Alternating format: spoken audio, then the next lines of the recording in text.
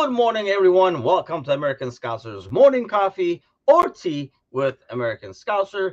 It's Friday, so TGIF, or as we like to say it over here, TGIFF. But yes, Kermit is back in action. It's good to be green, so we got that going for us. Hope everybody's having a good Friday, getting ready for the weekend. As you guys can see, there are no other squares at the moment. Alan is with us this morning. Good morning, Alan. What's going on? Yeah, we'll be talking about the game going forward. Obviously, we're trying to see if the streak is actually a streak, and if the boys are back for real and stuff like that. So we'll talk a bit about that as we go on with the show. We do have a special guest this morning. Not as special as Alex would be, maybe, but Alex is not with us this morning, or Kazi. Sparky's with us. Good morning, Sparky. So we'll have actually, I'll bring him on right now. We have Ettore Rossetti. I hope I didn't butcher that name, from Save the Children with us this morning. Good morning, sir. How's it going? It's going great. Thanks, Timothy. Pleasure to be here, and your pronunciation was perfect. I've been practicing, to be honest. So this is with practice, so this is as good as it gets. So obviously, everybody who follows the show regularly knows that we have the fundraiser going on at the moment. We have a silent auction going on, as well as the fundraiser through Facebook, and there's going to be a third phase coming on as when these end right here in May, through Enfield shop as well.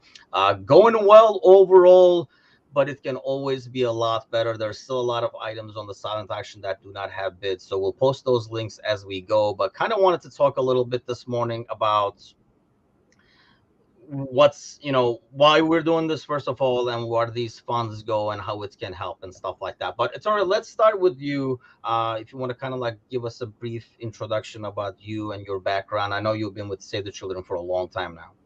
Yes, absolutely. So first of all, it's an honor to be here representing Save the Children. I've been with the organization for an entire childhood, so more than 18 years, and have vicariously lived the mission of Save the Children through my two kids who are now teenagers, but a lot of kids around the world, especially those impacted by natural disasters like the earthquake that hit Syria and Turkey. They aren't as fortunate, right? And that's why we're here. We really appreciate your support. Save the Children has been around for more than 100 years. I don't know if you're aware of that, and your audience is aware of that, but we were founded by Eglantine Jebb, and in 1919, and now more than 100 years later, kids still need help.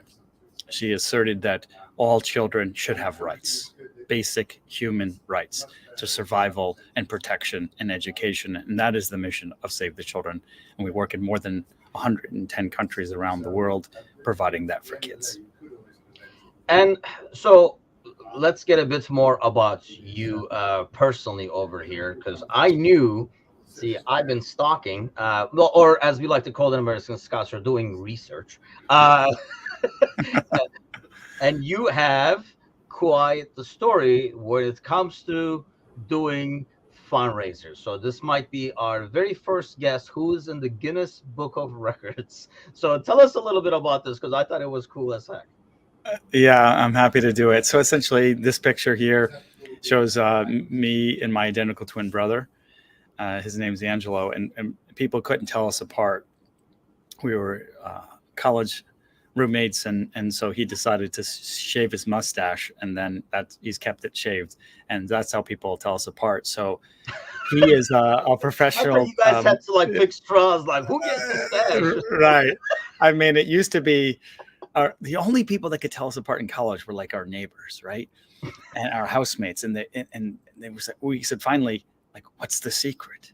And we noticed they would look down before they would say our name, and the brand of shoes you're wearing are different. So so of course, if we change brand of the shoes, they would get it wrong. But so basically, my twin brother is a certified tennis coach, professional tennis coach, and instructor in pickleball and in tennis. I am as well, but for me, it's my side hustle. For him, it's his main gig. And we try to do things together. So when I found out it was a while ago, back in 2006, I found out that 25,000 kids every day die of largely preventable or treatable causes. And that's one of the key programs that we do at Save the Children is health and child survival, right? And things like diarrhea, pneumonia, malaria, HIV/AIDS, right? So it's unacceptable. We just need to raise awareness of it, and then get these interventions, these cures to kids before they struggle. And age 5 is a pivotal age. If we can get kids to survive to age 5 and beyond, then the chance that they will actually become adults greatly increase. It's pivotal from birth 0 to age 5. So I was like, no one's talking about this. That's 25,000 kids every day. That's one child every 4 seconds or so. So we're like, what can we do to point to this statistic and do something about it? And we said, well, why don't we try to apply our passion and skill in tennis to raise awareness and set a Guinness World Record for the longest tennis rally. At the time, the record was 24,944 strokes. So I said, that's it. Every single shot represents a child's life. And what if that was my child's life? And then when I had that connection, I said, I'm not going to miss. There's no way I'm going to miss the ball. And we didn't. So we rallied for 14 hours and 31 minutes, 26,944 shots, 25,944 shots consecutively, no breaks, the same ball. It had to be in play. There was a Guinness World Record official there on site the entire time, making sure everything was legit.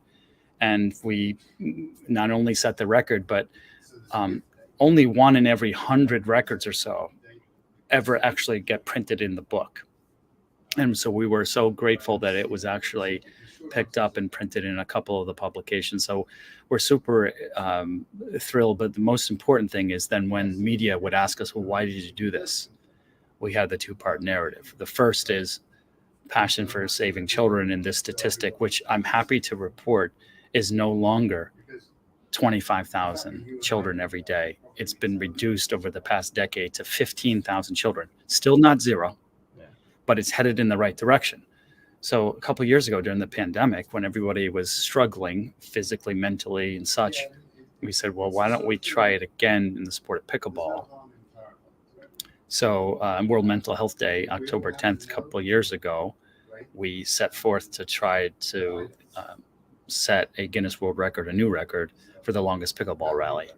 And in this case, the 2 causes, the first one was ALS and Save the Children, ALS Association, because our tennis mentor died of ALS at age 42. And then the second time around, my brother is a mental skills coach. He wanted to save a lot of folks, both amateur and professional athletes, were struggling with mental health, like even elite athletes, Simone Biles, Naomi Osaka, and so on. So we're like, why don't we pick that day and then focus on mental health and child survival? And so Guinness, we wrote to Guinness. They wrote back. They gave us a date because it was still during the pandemic. They said, we're not going to send it an adjudicator, but you're going to have to videotape it. You're going to have witness affidavit sign it, independent counters the entire time. And we set the longest pickleball rally, 16,046 shots consecutively. And that took 6 hours and 11 minutes. And it honored that statistic, which is 15,000. So again, using that as intrinsic motivation, which I didn't have until I researched the stat and said, wow, the good news is it's been reduced to 15,000. That's still far too much, but now we have another narrative. So that one hasn't been printed in the book yet, but it's on the website. And so I appreciate you bringing it up. It's something, if you care about something enough and you have a great partner, like we have twin telepathy, and we say these sort of feats, which might be considered impossible, we say they're twin possible. Yeah, that's cool. We don't have as much skill with my brother. The best we can do is put up a podcast about Fenerbahce. That's the best we can put together. So I have to ask though, like, is there any like practice involved? Do you guys do, okay, let's do 10,000 and stuff like that? Or is it cold turkey? You're like, well, here we go. We got the skill. It's just a matter of keeping the focus. That's a great question. We tried cold turkey in 2007. It didn't work out so well. And it was due to poor planning. We actually failed twice on the same day. We reset the clocks. Guinness World Record, when they certify an attempt, they give you permission on that particular day to try it. So if you fail and it's still the same day, you can start again. So after 2 hours, a couple thousand strokes, I'm like, this is easy. Like, let me be aware of what I'm doing on my forehand, and I hit it in the net. So it's like self-awareness is actually a bad thing. Once you have the skill, you have to trust it and then be a bit more in the zone, if you will, and not be conscious of the actual stroke production. Otherwise, if you think about the outcome, you're going to be so nervous. Like, if I miss this, then the record is over. So then we reset the clocks, and we went 10 hours and 39 minutes from Saturday evening to 5:09 a.m. on a Sunday morning. You know how when you're doing something repetitive, you tend to get sleepy? Well, we were getting sleepy and sort of hitting and nodding off, and because the body would be normally asleep at that time, and we didn't practice sleep deprivation that time around, and we were nodding, like after each shot, nodding off, but we didn't recognize it because we were falling asleep, and then the clickers who were counting, they were nodding off, so everybody was nodding off, right? And at 5:09 a.m., my brother fell asleep, and then he was startled by the bounce of the ball. He woke up and tried to recover and hit it into the top of the net, and it just fell over on his side, stopping the attempt. So I was emotionally devastated that we had failed twice, and but he had the brighter side. He said, "Well, wait a minute, we set a U.S. record." So we sent the footage to Guinness World Records. They said, "I'm sorry, we don't adjudicate U.S. records. This is the Guinness World Records." So my brother then goes, so like, keyword world. Exactly, world, exactly, right. So this is like a American Scouser, right? I mean, come on, right? So this is, but so then he tries to donate the ball to the International Tennis Hall of Fame. It's in Providence, Rhode Island, right here in the States, and they give a very kind but similar response. They're like, well, it's very nice. We might be able to put it in the American wing, but to be on permanent exhibit, this is, after all, the International Tennis Hall of Fame. But if you set a world record, then let us know. So that was our motivation. And we trained for a year, and that's when we broke it in 2008. And we donated the ball to the International Tennis Hall of Fame, and it's still there on permanent exhibit because we set the world record. So it's it starts with a dream. You have to have a dream and a goal and a purpose. And if you have that, then if you apply your passion, something you enjoy with someone who you love, then you can accomplish things that might seem impossible.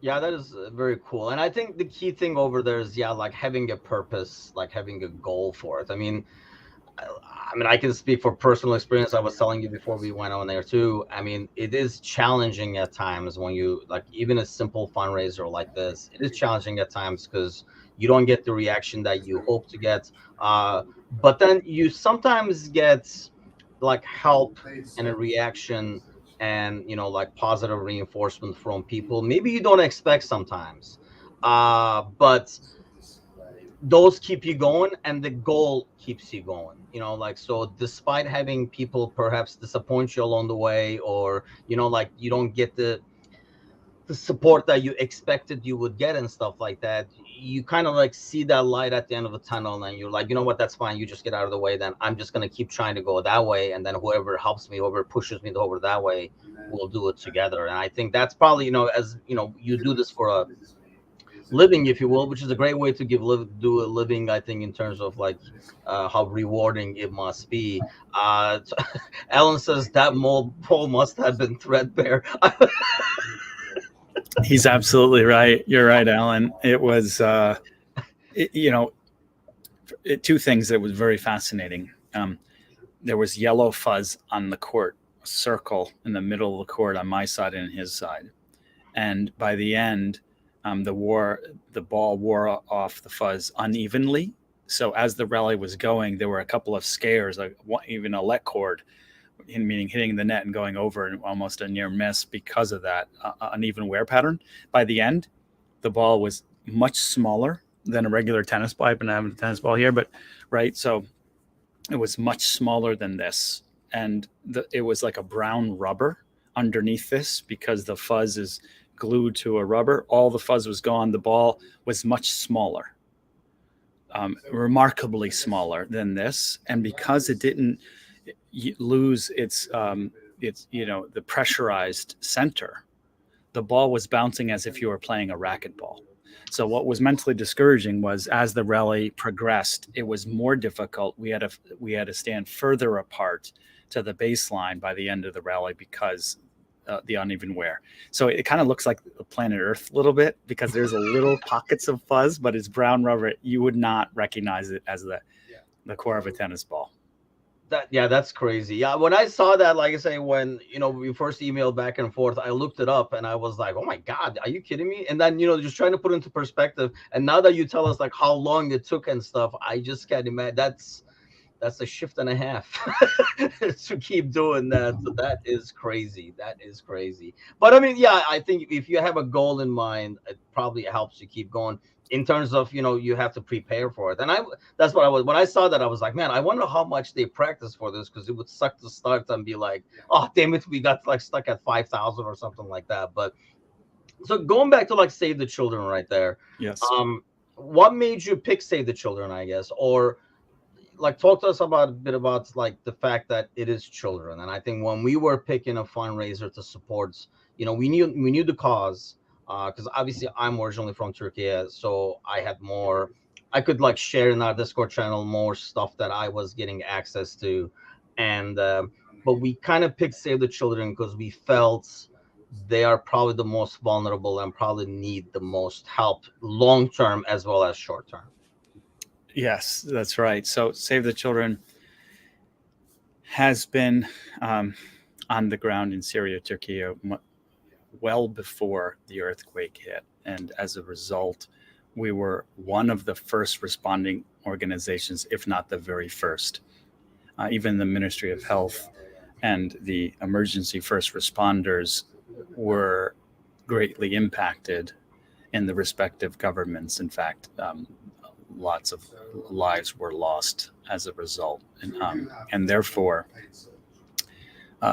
it's similar to the reason why I joined it was Father's Day, and my son was a year old, and my wife brought him to visit his grandparents for the first time, and I had to work, so I couldn't join them. And in that moment of separation, if you will, voluntary separation, I felt a bit, emotional and really at a loss for feelings of missing my son, and stumbled upon Save the Children's website and said, and there was a story about kids being reunited with families, and they were separated involuntarily. And a lot of children are separated from their parents and loved ones in Syria and Turkey, either because, unfortunately, either they have perished and they are now orphans, or they are separated. For example, like the war in Ukraine, where the men are staying back to fight and the women or children are fleeing. So I felt selfish in that moment to say, here I am for a week or so, feeling sorry for myself for this voluntary separation from my child. Imagine if you were a parent and being separated involuntarily due to conflict or due to a natural disaster. And so I pivoted my career path at that point from for-profit to for-purpose. And instead of helping and focusing on the revenue generation for clients and for myself, I pivoted to giving back and a career full of purpose. And so that was my origin story that drew me to Save the Children. And since I've been here for now more than 18 years, it's an unsung organization. You might know the name, Save the Children. You may not know what we do, right? And we are, first of all, independent, non-sectarian, non-governmental, non-partisan. But I don't like to say what we're not. What we are is we're inclusive, we're multi-faith. You and I, before we joined the stream on air, talked about children being universal. A human need to take care of a child, they're victims. It doesn't matter. There's no sides to children. So we like to say we don't choose sides, we choose children. And a lot of today is there's a lot of division. If it's a friendly football or soccer match, right, and there's an opponents, you after the match you exchange jerseys, you shake hands, you know demonstrate good sportsmanship because it's a game.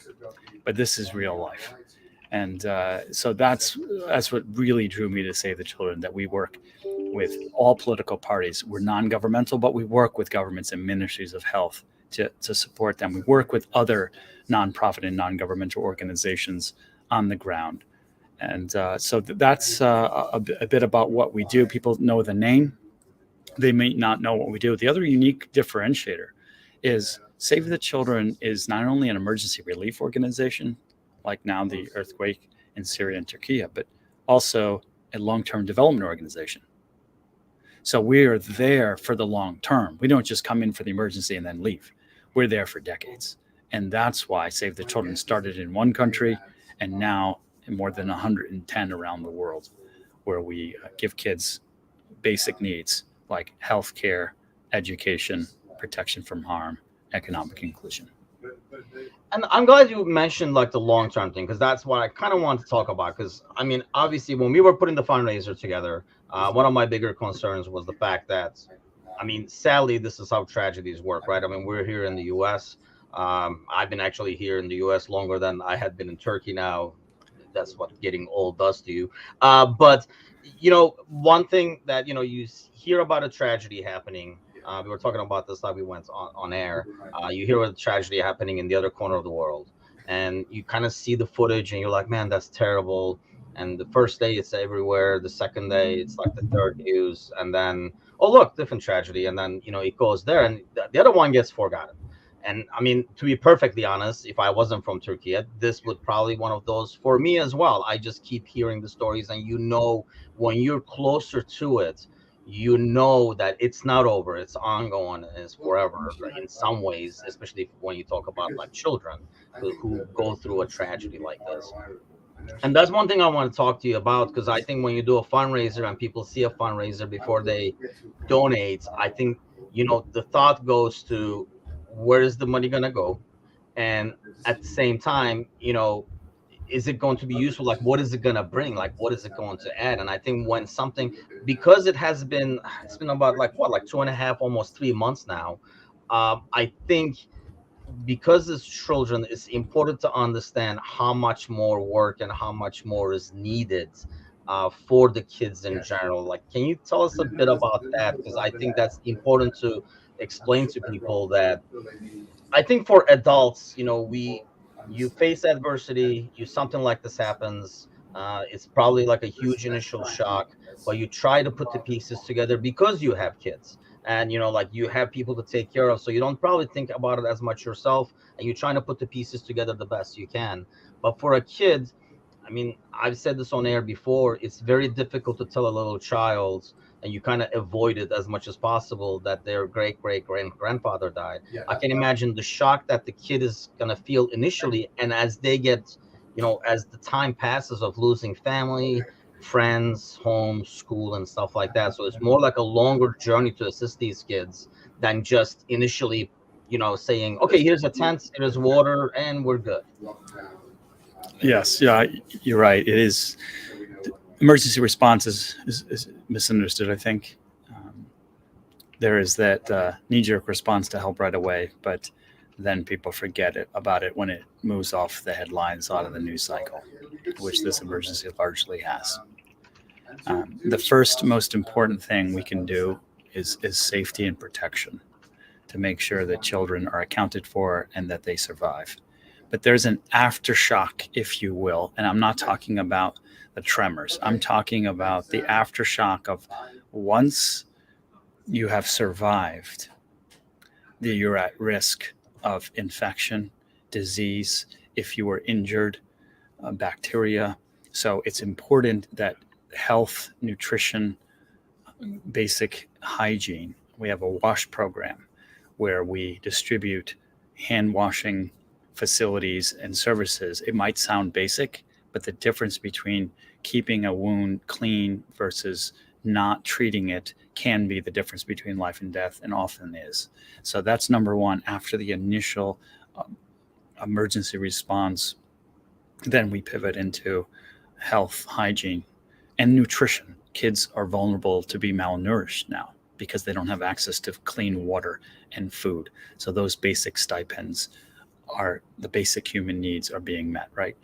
The second, once the children are stabilized, if you will, and they have their basic human needs met as far as physically, then mentally. Mental health is really tough. I will tell you a quick story. And I'm going to change the boy's name to respect his privacy, but boy Ahmad, age 9. And it was a couple of days after the initial tremors, and our field staff was working with him and asked him a question. How are you, how are you doing? And there were still aftershocks. There were still tremors. He had lost a brother. He had lost his parents. And he said, and he hadn't eaten in 48 hours. He basically said, I'm too sad to be afraid. I'm too sad to be hungry. And, as a dad, I'm like, that is such a tragic state for any human to experience, but especially a child. And, so it's stories like that that really hit home, because children are the most vulnerable. They're the first that are impacted by a disaster. And to know that mental health as well as physical health is so important. But then we bring this child to something called a child-friendly space. So there is hope. I don't mean to bring down the mood in the stream, but no, I think it's real, and I think that's what makes it so important. Yeah, and it's so we do something, and I've seen these programs in Lebanon firsthand myself. They're called child-friendly spaces. So in Lebanon, but in many disaster and relief areas, including the outskirts of Ukraine and the bordering countries, we set up child-friendly spaces, which are tents, and they're beautiful white tents, weather resistant. And you walk into this child-friendly space, this tent, and there's color, and there's happiness, and there are smiles, and there's joy. And how could that be in the middle of a humanitarian disaster? And it's because it's a bubble. I like to say, you see the logo behind me, the Save the Children, the red circle that protects a child, is the metaphor for our child-friendly space. We provide protection for kids in this bubble of safety and security and blissful naivete, where a child just wants to be a kid. He just wants to play. And whether it's a game of soccer outside or inside, whether it's coloring and expressing him or herself. Now, some kids deal with it better than others. Some kids, unfortunately, can't put into words what they're expressing, and they go mute for days, months, sometimes. But they're able to communicate with their drawings. And we called those programs HEART, Healing and Education Through Art. Art is therapeutic, and it gives kids a chance, a mental release, something to rebound, some resiliency, something to divert their focus space away from their tragedy and onto something more hopeful. So that is an example of another intervention that we provide. These child-friendly spaces is something that Save the Children pioneered, and now is being duplicated around the world and by other organizations as well. Yeah, I mean, it's like I said, it's such a long journey for a kid. I mean, we talk about, childhood trauma and stuff like that, and it doesn't probably get any bigger than this in terms of like living through something like this. I mean, the loss and kind of coping with that loss. I mean, a child who might lose a parent due to natural causes can suffer like long term from that. So something like this obviously goes like tenfold. One thing I wanted to talk to you about as well is, I think, when we do a fundraiser like this, And we knew this when we first started, that it's not going to be gazillion dollars. But we also knew, and I remember, like, I talked to Lisa Smith with Save the Children, and she had sent me this chart. And one of the things I noticed there is, because I think when people like donate, they're like, well, what is my $5 gonna do, or what is my like $20 gonna do? It's not gonna do anything and stuff. But I think that all adds up. And I think one of the things I noticed, like in the chart that she sent me, in terms of like, some of the services that provide, I thought this was like the key for me. And even though if people cannot donate $100, if 10 people donated $10, like it says $100 can provide psychological support for 10 kids for 3 months. And I that is like so huge. And I think that's, it might be, even those 3 months can help a kid's years down the future. You're absolutely right. Here's the challenge in fundraising for this disaster or others. People think that the need is so great. There are two challenges. One, people think the need is so great that they're hopeless, that their money won't make a difference. And I'm here to say it will. And number two, they also think someone else will donate, and no one does. You are that someone else. So if you're listening to this live or on the restream, please consider contributing. We are very generous. We're grateful for your generosity, but also if you can't donate, I understand completely. But what you can do is use the power of your voice. So you can use the power of your network, your personal network, and you can share this content with your social network. And therefore, if you can't give, maybe someone who gets the message can give. But you're absolutely right. $6 can provide 5 thermal blankets for families in the cold, right? This struck during the winter. It's now starting to thaw, but it's a really tough time. But you're absolutely right. I mean, I think that analogy that you made is a perfect one. That psychosocial support, $100 for 10 children over 3 months, that'll get to a place where a better place of normalcy and mental resilience.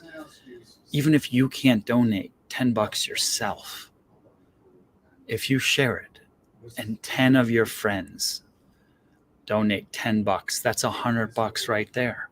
So it's not all on you. We're in this together. Yeah, I appreciate. I mean, that's the thing. Doing this, we all knew, like all the contributors and everybody chipped in, whether donating items or just doing the work of putting it together and sharing it and stuff like that. I mean, the goal was, right now we're a quarter of our goal on our Facebook fundraiser, but we do still have 10 days to go. So hopefully a big push at the end. And like I say, Anfield Shop is going to be adding on to this at the end of May as well. I mean, if that money ends up bringing, I don't care if it's just one kid, I think everybody who's listening right now, we would love to put that smile on a kid's face. And I remember when I interviewed Tahir from the Liverpool Supporter Club in Turkey, he was talking about, going to the area, and it is depressing as can be, seeing the devastation, first of all.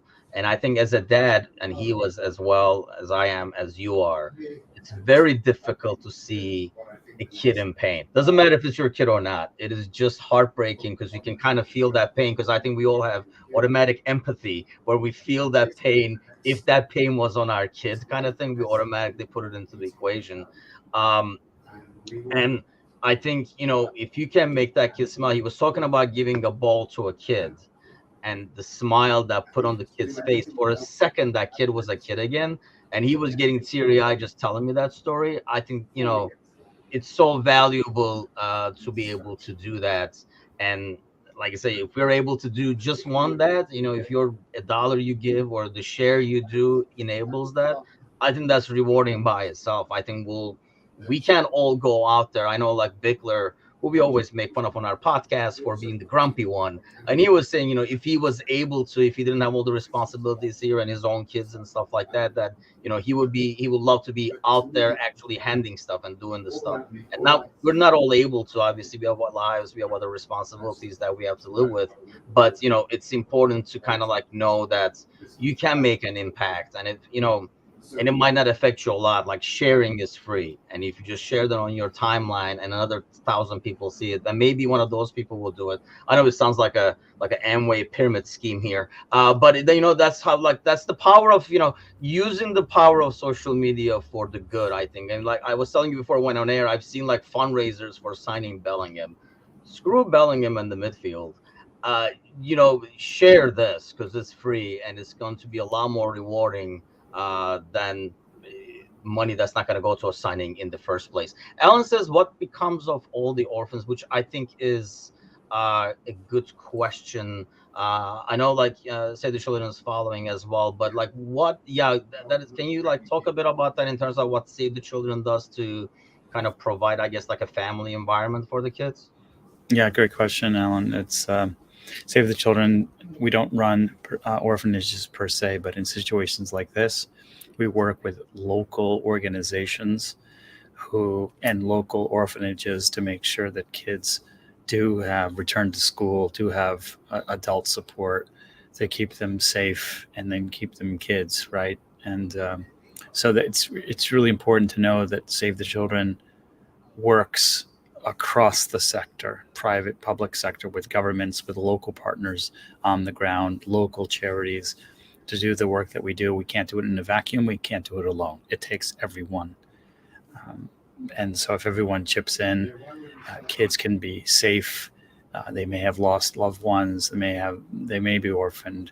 It's really important that those kids are the most vulnerable and that they're looked after. So we work on the basic needs: healthcare, education, protection, psychosocial support, mental resilience, but getting them in the hands of local organizations. Some of them are faith-based, to make sure that the kids are safe, because you might imagine that they're very vulnerable at this point, and they need to be protected. So that's what we do.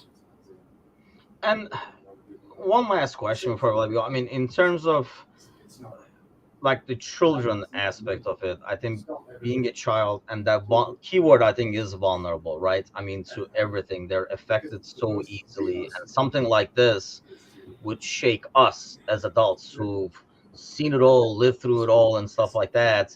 Um, can you talk a bit about, how it impacts the kids from beginning, like maybe like the initial phases and moving forward? I mean, we were, as we watched footage, my wife, who's from actually Ohio, and we were like talking about this, and how difficult it would be even to go to bed and sleep after living through something like this, because you don't know how you're going to wake up. But I mean, that's like things that we think of as an adult. Can you kind of, I guess, like try to put us, since you deal with a lot more with them, the mindset of a child, like from like the incidents moving forward? I think the best way to answer this is to know that every one of you were once a child. We all have an empathic common bond because we all were once children. We all were once like them. So take yourself back to when you were a child, anywhere from 5 to 10 to 15 years old. And imagine that all the roads and many of the bridges were destroyed, so there was no transportation. And even if there were, you don't know how to drive a car. You just know how to walk somewhere. Imagine if, in this case, the infrastructure was destroyed, and therefore you had to use your bare hands to move rubble in order to get to loved ones or to get to a safe place. Imagine all of your physical, worldly possessions were lost as a child. I mean, think if you're a kid and you love Pokemon cards or your soccer ball or anything, your school books, and all of it was lost. If you were lucky enough to have a mobile phone, that might be lost too. So you almost don't have an identity, a sense of self, sense of identity. You've lost everything. And many kids face that in this circumstance because homes and buildings were destroyed and possessions were lost and you're forced to flee. And imagine if you're displaced as a refugee to another country. Imagine if you didn't speak the language. Imagine if you just couldn't communicate. So it is very difficult to imagine. So that's what I would say would be, without causing yourself self-trauma, think about yourself when you were a child. And if that happened to you, how would you feel? And what would you expect from the adults in the world to do? Because we're one humanity, one global village, one community. The second would be, if that's difficult, think about a child around you. If you're a parent, your daughter, your son, if you're not a parent, your niece, your nephew. Well, what if it happened to them? How would you feel? So that's, I think, what we can take away is that it is our duty and our privilege as adults to help fight for the rights and the basic needs of children to be children. And you're absolutely right. The soccer ball story, I was in Mali with gamers, and a similar thing, that this particular case, it was food insecurity, it was malaria, it wasn't a natural disaster. And we went to a rural village, and we had a girl join us on a Reddit AMA with a translator. And the translator was translating, and what is it like? And what would you most want in the world right now? And her answer was a doll. She didn't say food or water. She said a doll, just to play, just to be a kid, right? And that, that's stuck with me. And so the gamers and the chat blew up, and people were like, send in the dolls, and and people were offering to send in $10,000. We said, we don't need $10,000, but we appreciate it. But we wanted for her taking the time and her shyness to get in front of a live stream. She'd never even seen a laptop computer before. We said, well, wait a minute. If we give one doll to one child, what about the rest of the village? So we came up with a brilliant solution. It created some conflict and anxiety. And we said, well, wait a minute. She's the only one who joined the live stream. So if we give it to her parents and say, as a thank you gift for joining the live stream, you're getting a doll in exchange, and then that worked. But then we said, you got to give something to all of the other kids as well. Otherwise, the elders did not permit a handout gift like that, and nor did we. So we said, wait a minute. What if we go to the local shop and buy her soccer ball for the rest of the kids? That way she gets a doll and the rest of the kids have a soccer ball. And the only soccer ball they had was a deflated soccer ball with holes that was like 5 years old that they would kick around, and the thing was deflated. So you kick it and it would just stop. So you couldn't play a real game of soccer. So we went to the local shop. They had one new soccer ball left. So we bought the soccer ball. The gamer bought the soccer ball. We brought it, and the next day we presented the soccer ball to the kids in the village, and the girl had the doll, and all the other kids had a soccer ball, and they played a soccer match, and it was amazing. So you're absolutely right. Something as basic as a new soccer ball is so important. You guys are, Liverpool fans, and it's amazing that that is the common bond that unites you, is your passion for the sport and the team. And we just hope that some of that passion rubs off for this particular cause. Yeah, that's the hope right here. I mean, we are a small community. We have our Discord chat. We chat over here, and we have our regular listeners around the US, around the world actually as well. And we were like, hey, let's use our power for the good instead of doing clickbait stuff. Let's get people together to do something good together. And I don't know if you follow soccer, but we're not having the best season anyway. So we were like, hey, let's make one positive thing out of the season was our goal. And hopefully we will get that done. Like I say, regardless of what we end up with at the end, I know it's going to make a positive impact on a kid's life. And I think that's all we care about here together. So it's all right. Thank you so much for your time. I really do appreciate it. I don't know if you have any parting words for the audience over here, but I want to personally thank you for taking the time to kind of like talk about it, because I think when it comes from you and these real stories that people hear, and how these funds will be used and what they can do, I think it kind of like hopefully adds the importance to people listening right now more. But if you have any like parting words of encouragement for the gang, go for it. Yes, I would just say thank you so much, first of all, Timuchin, for you, American Scouser fans and community, for your support, for standing up this fundraiser. Don't be discouraged.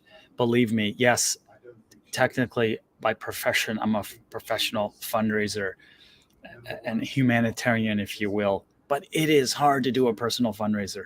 Even the world records that we attempted, it is hard to mobilize funds from your friends and your family and your fans, right? So number one, I can empathize with what you're doing. I applaud you for what you're doing. Even if you aren't able to reach the goal, every dollar counts. Number two, we're one of the most efficient and effective organizations. Just know that your funds will go to kids in need who are impacted by Syria and Turkey through our Children's Emergency Fund. And number three, I just would express gratitude for your time, for having me on, for setting up the fundraiser, taking a little time out of your day and a little social equity out of your social network. If you can't donate yourself, totally understand. There's no pressure to do so, but you certainly can use the power of your voice in your community to share this message in your social networks. Thank you so much. Thanks a lot, sir. Thank you so much for joining us. Have a great weekend. Thank you. You too. Bye.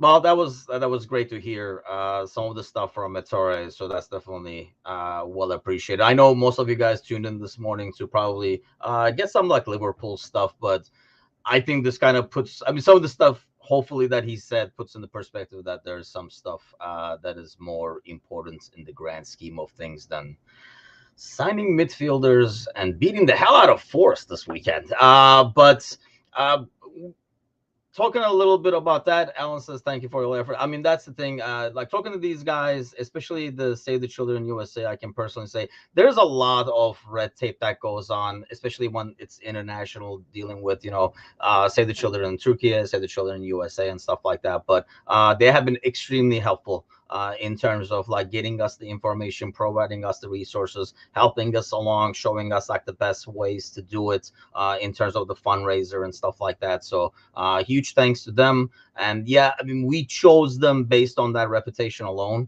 A, we wanted to help children, and B, we wanted to donate to, because I know as somebody who, we all get asked for like different fundraisers, right? And we want to make sure ultimately that what we donate, what we help makes a difference. I know when you automatically help, that should be a feeling of, relief and help and feel better about yourself knowing that you did something good. But we also want to make sure like we did really do something good, and that is going somewhere doing it. And I think that was like the biggest thing out of like all the different, like this much dollars can buy this and stuff like that I saw, especially having been a few months into the tragedy. I felt like the biggest one was that $100 getting 10 kids 3 months of mental health care, because as we all find out more and more about the importance of it, and you kind of like put it into perspective in terms of like children and how they will be impacted with something like this. I know, especially as a dad, and I know there's like a lot of dads listening or moms listening, but even if you're not a parent, everybody has a niece or nephew and stuff like that. So I think it should be very easy to kind of like build that empathy for the cause. So once again, the silent auction goes until the end of the month. There are still several items that do not have bids, including like 4 or 5 of our limited edition shirts for the 7-0 beating of United, who unfortunately are now out of Europa, but shit happens. And also the Facebook fundraiser is going as well. I mean, like we just talked about here, $1, $5, it all makes like a huge difference as it adds up. We're only a quarter way of our goal right now. I'm really hoping we kind of finish out strong. I will shoot the links in the comments shortly over here after we go off air.